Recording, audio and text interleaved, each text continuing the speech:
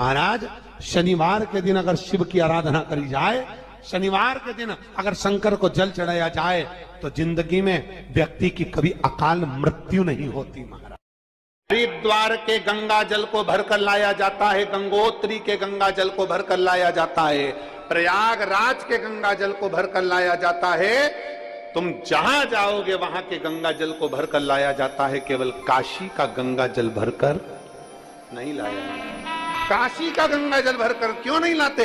क्योंकि काशी के गंगा जल में छोटे छोटे जीव होते हैं, उसकी रज में जीव होते हैं, उस काशी की भूमि पर जीव होते हैं। वो जीव गंगा के जल में होते हैं और ना जाने कितना उन्होंने पुण्य करा होता है, तब जाकर उनका काशी में जन्म होता है। और जन्म भी इसलिए लेते हैं कि काशी में प्राण छोड़ेंगे तो हमारा दूसरी बार जन्म नहीं होगा। और हम वो गंगा जल में अगर उनको भर कर ले आते हैं तो वो जीव भी हमको बद्दुआ देते हैं कि मैं तो मुक्ति के लिए काशी में रह रही थी, तू मुझे भरकर ले गया। थोड़ा सा मनन चिंतन करना पड़ेगा, थोड़ा मंथन करना पड़ेगा। महाराज अगर भगवान की भक्ति को पाना है, भगवान के स्मरण को पाना है, तो फिर थोड़ा सा मंथन कर कर प्राप्त किया जा सकता है। भगवान से निवेदन करना कि मुझे मेरे भाग्य का देना, मुझे दूसरे के भाग्य का नहीं चाहिए। मैया हाँ बोल, क्या बात है बेटा? माँ पिताजी कहाँ हैं? तो के चौसर खेले थे मेरे साथ में, हार गए, कहीं चले गए। मैया आपको नहीं मालूम पिता कहाँ गए? नहीं। भगवान कार्तिकेय ढूंढते ढूंढते गंगा जी के तट के पार नीलकंठेश्वर भगवान शिव बैठकर भस्म लगाकर बैठे हुए, बहुत शीतलता थी और शिव जी भस्म लगाकर विराजमान थे, भगवान शंकर बैठे हुए थे। कार्तिकेय जी ने पूछा, पिताजी ये क्या दशा बना रखी है? बाबा भोलेनाथ जी बोले, ये तेरी मैया की कृपा है। भगवान जब देता है तो छप्पर फाड़ के देता है और जब लेता है तो तन का कपड़ा भी उतार लेता है। कार्तिकेय मामा ने जाकर जब देखा पिताजी नग्न अवस्था में बैठे थे, पिताजी तुम्हारी दशा कैसे? माँ ने ले लिया, सारा के सारा चौसर में हार गया।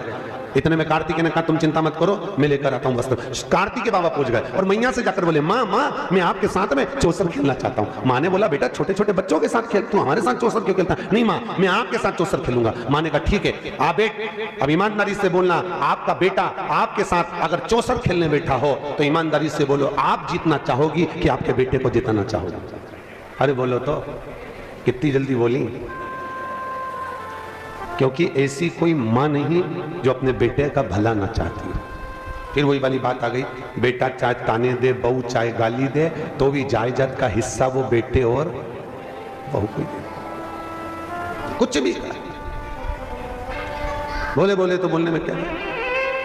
कार्तिकेय के साथ में चौसर खेलने के लिए बैठी और माता जगत जननी जगदम्बा जब चौसर खेलने बैठी, कार्तिकेय को जिताती चली गई। कार्तिकेय ने पूछा, माँ आप लगाओगी क्या? माँ ने बोला, बेटा तेरे को जो चाहिए वो ले ले। माँ मैं जो मांगूंगा देना पड़ेगा। हाँ दूंगा। तो माँ लगाओ, पिताजी के सारे कपड़े, त्रिशूल, डमरू, रुद्राक्ष लगा दो। और माँ ने चौसर में लगाया, अपने बेटे कार्तिकेय को जिताया। जैसे ही कार्तिकेय जीते, लेकर पिताजी को दे दिया, पिताजी को दिया, पिताजी ने वस्त्र धारण करे। थोड़ी समय के बाद में श्री उसी समय पर कुछ ही समय बीता और समय के बाद श्री उसी समय गणेश जी महाराज आ गए।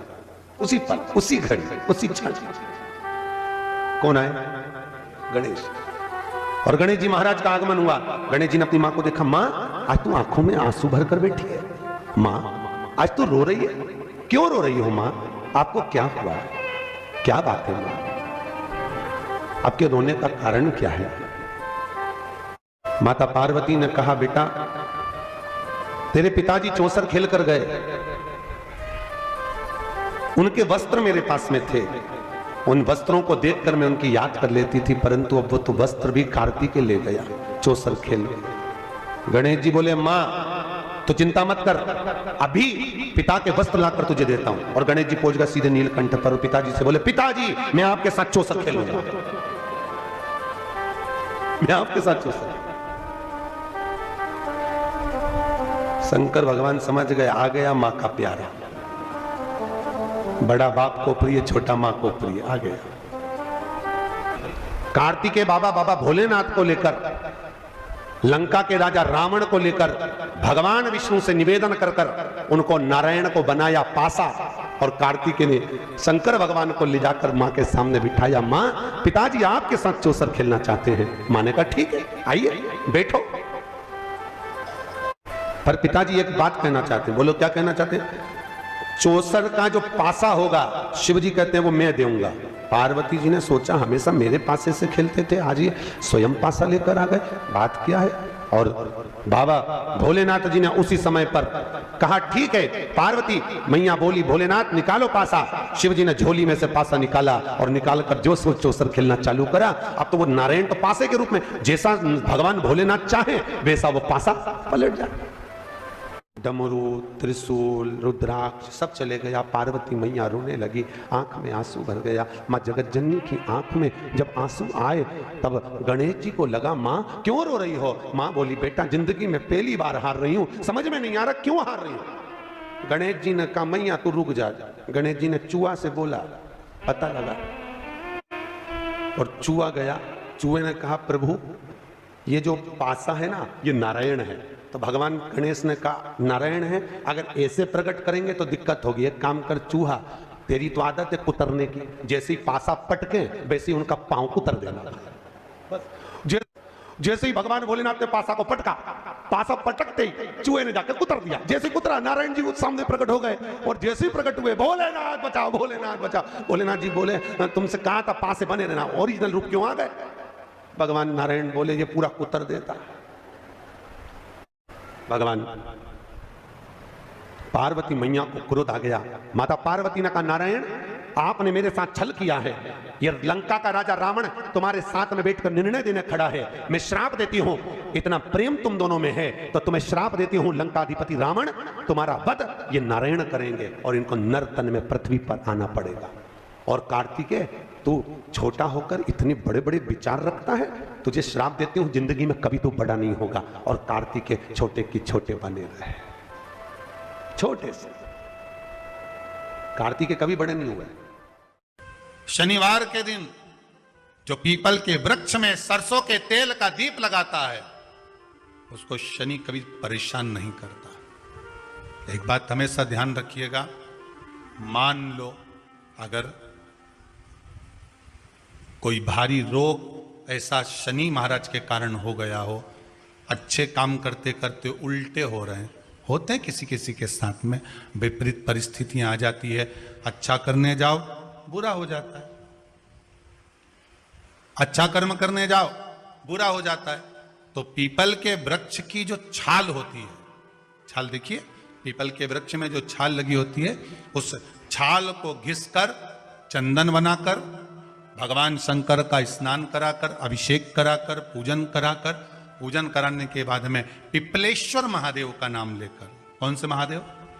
पिपलेश्वर महादेव का नाम लेकर वो जो घिसी हुई छाल होती है उस छाल का तिलक भगवान शंकर को लगा लो और उसी का थोड़ा सा भाग अपने कंठ पर, मस्तक पर लगाना प्रारंभ कर दो।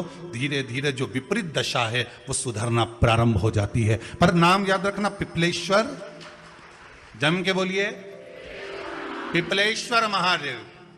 भगवान शंकर का एक अवतार है पिपलाद अवतार है, तो तू उसके घर में प्रवेश नहीं करेगी।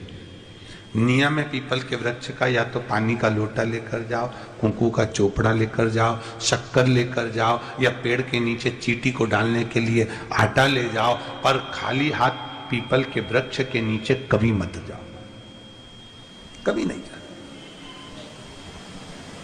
खाली हाथ जाओगे तो दरिद्रता तुम्हारे घर में प्रवेश करेगी।